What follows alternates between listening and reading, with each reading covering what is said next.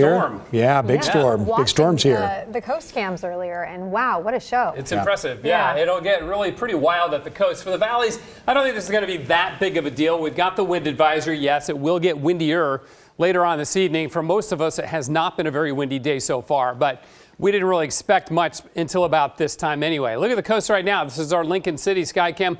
Oh, some big waves. You know, the most interesting thing about this is look at the spin drift. So notice the waves coming in obviously from the west, but the wind is blowing the top of the waves back on off to the west. That's because it's an east wind. We'll really see the winds ramp up the coast when they go more southerly. There you go, east wind at Lincoln City. It's really not that strong right now, but this storm sure is. Look at this thing just spinning up like a big old pinwheel. Cold, dry air coming down around the backside, warm, moist air in the front of it, very strong jet stream overhead. All of those leading to just incredible development with this storm system. We're lucky it's that far offshore because we're to come inside of this line, which is 130 degrees longitude. Then we start to worry about a bigger windstorm inland here. Right now, though, the pressure is going to rival the record low pressure for the northeastern Pacific Ocean. I told you earlier, it dropped down to 951 millibars. It was still dropping rapidly when the buoy measured that, and then the buoy went out because of the wind, most likely. So again, this thing is still ramping up. We'll have to wait and see what the final low pressure is with that once it bottoms out. High wind warning continues on the coast. Wind advisory in the valleys here. But again, I think the windiest part of the valley is probably going to be south of Salem down towards Eugene later on this evening. There's still a slight chance we could get some down trees and some random scattered power outages, and you want to make sure anything that's loose around your house is secured so it doesn't blow away. Rain, no shortage of that. We got plenty already, plenty more on the way. And speaking of plenty, there's Timberline. The snow level has gone up a bit, but it's still a nice cold 23 degrees, in part because the wind is out of the east.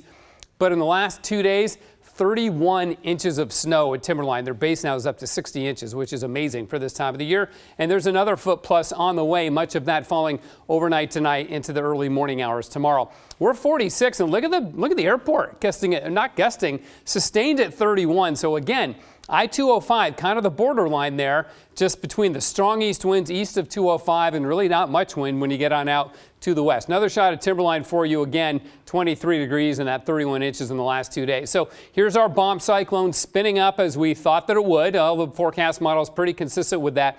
That'll move north and eventually spin west and start to weaken, but we've got a cold front to get through before we see the winds die down. But tomorrow, showers and not that windy at all as things settle down, and the snow level has actually come up. It dropped as low as 1,500 feet last night and this morning. I actually saw some mixed snow down at about 600 feet late last night. Didn't stick, of course, but there was snow mixed with that rain, but that's ending. So here it is all spun up, and watch how it spins away as the bomb cyclone moves on off and weakens. It easily surpassed that 24 millibars in 24-hour threshold. In fact, just today, in like 14 hours, it dropped 50 millibars. So just incredible development with that. Now, what we're watching for Friday is the potential for another little wind event.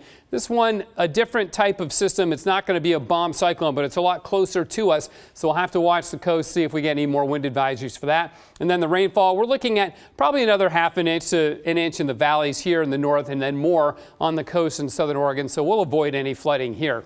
46 degrees freezing level, 4,900 feet. All right, then tonight it's going to be rainy and it's going to get windy later on. Still some gusts of 35 miles an hour in the Portland area, maybe 45 down around Eugene. And then just showers tomorrow, the high of 53, 51 on Thursday, Friday 55, and the weekend, look, we get sun breaks. And by next Tuesday, we might have a dry November day. Wow. That'll be something else. Thanks, Matt.